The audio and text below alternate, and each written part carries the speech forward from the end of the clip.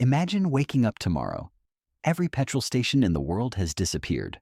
No petrol, no diesel, no gasoline. Your car's fuel tank is almost empty.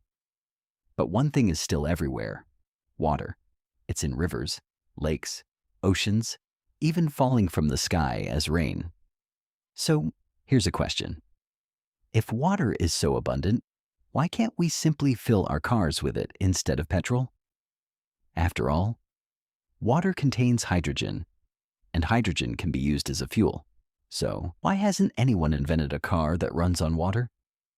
The answer is far more fascinating than you might think. To understand it, we first need to answer a much simpler question. What does a car actually need to move? Most people would probably say petrol. But that's not entirely true. A car doesn't need petrol. It needs energy. Petrol is simply a way of storing a huge amount of chemical energy. Inside every drop of petrol are tiny molecules packed with energy. When petrol mixes with oxygen inside the engine and a spark ignites it, a controlled explosion occurs. That explosion creates extremely hot gases. Those gases expand rapidly. They push the pistons. The pistons rotate the crankshaft. The crankshaft turns the wheels. And that's what moves your car down the road. Without stored energy, nothing moves. Now let's look at water. At first glance, water seems like the perfect fuel. It's cheap, it's everywhere, and it even contains hydrogen. So what's the problem? Here's the key idea. Water is not a source of energy. Water is what remains after the energy has already been released. Think about burning a piece of wood. Once the fire is finished, only ash remains. Could you burn the ash again to produce the same amount of heat? Of course not. The energy has already been used. Water works in almost the same way. Hydrogen is the fuel.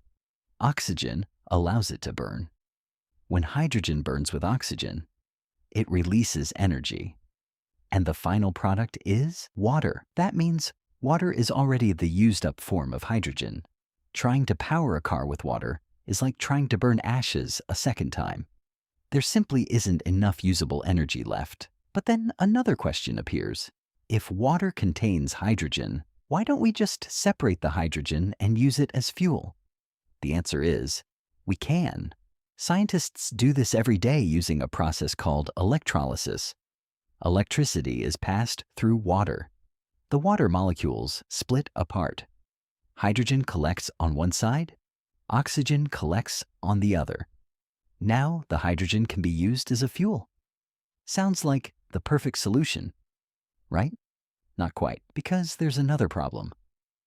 Separating hydrogen from water requires energy. In fact, according to the laws of physics, you must put in at least as much energy as you hope to get back. And in the real world, nothing is 100% efficient. Some energy is lost as heat. Some is lost during storage. Some disappears while transporting hydrogen. And even more is lost when converting it back into useful power. By the end of the entire process, you've spent more energy than you received.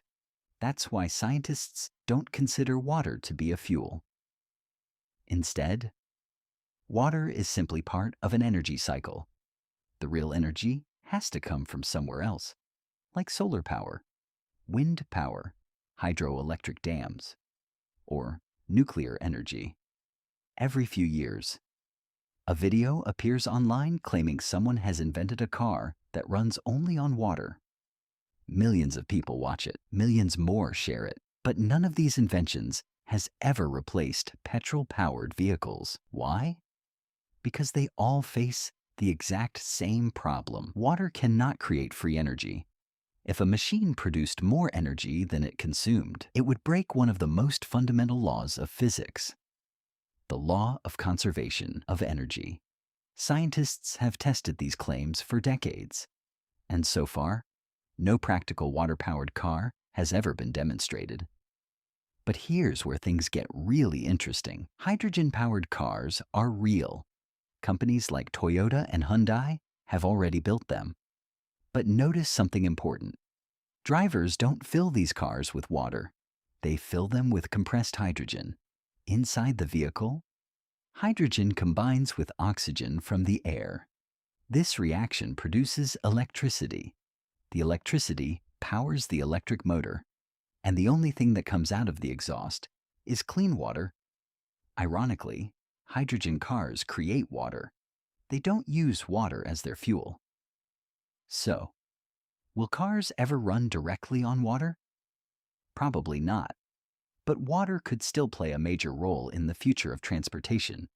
As renewable energy becomes cheaper, scientists are producing what's known as green hydrogen. Water is split using electricity generated by the sun and the wind. That hydrogen can then power cars, ships, trains, airplanes, and even entire industries. So while your car won't be running on water anytime soon, water may still help power the world of tomorrow, just not in the way most people imagine. So the next time someone says, "Why don't cars just run on water?" you'll know the answer. Cars don't need liquid. They need energy. Petrol stores energy. Water doesn't. Sometimes the simplest questions reveal the deepest truths. And in this case, the answer isn't hidden inside your fuel tank. It's hidden inside the laws of physics. If you enjoyed this story and want more videos that uncover the science, history, and hidden truths behind everyday questions, consider subscribing. It costs you nothing, but it tells the algorithm that thoughtful storytelling and educational content are worth creating. Thank you for watching, and I'll see you in the next one.